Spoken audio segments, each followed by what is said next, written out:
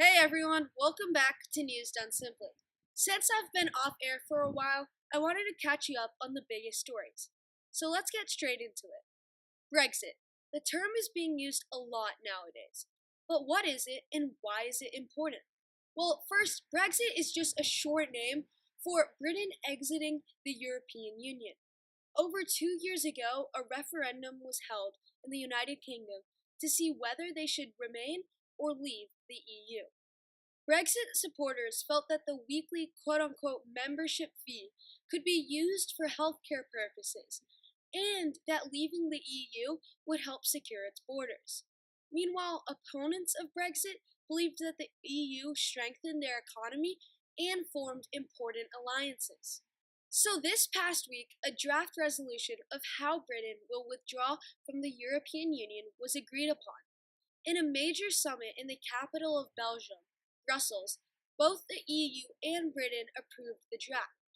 However, still the UK Parliament must approve the draft, but that is most likely going to happen. The New Deal outlines a date to leave the EU on March 29, 2019. In addition, many specific details on what would happen to EU citizens living in Britain and vice versa, and new trade rules were both discussed. Prime Minister Theresa May urged her citizens, whether they support or oppose Brexit, to unite to help pass the new resolution. Will Brexit benefit Britain and the EU in the long run? This month, the midterm elections took place all across the United States. Both parties, the Republicans and the Democrats, succeeded and suffered losses.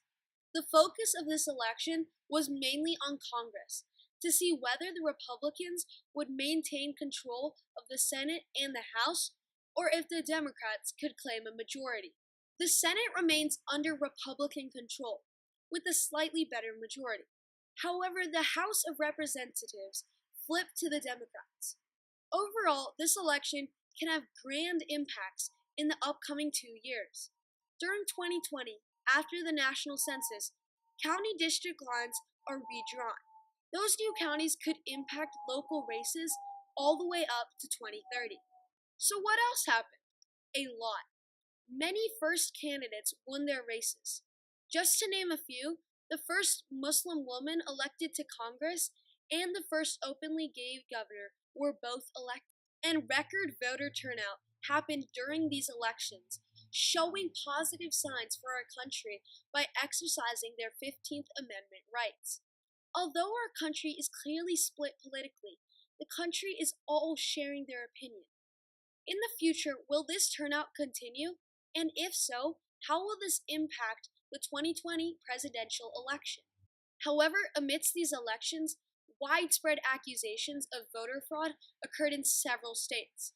Claims of malfunctioning voter machines, polling stations remaining open, and absentee ballot problems were all reported. Florida, Georgia, and Arizona all had plans for recounts. In Florida, 3 statewide races were within 1/20th of a percentage point. In Georgia, conservative governor-elect Brian Kemp overcame his opponent Stacey Abrams by only 50,000 votes. In Arizona, Democrat Kyrsten Sinema was only declared victorious against her opponent over a week after the election in the Senate race. Congratulations to all those who won their races. How will this election impact not just the US in the years to come, but the world? Thanks for tuning in to News Done Simply.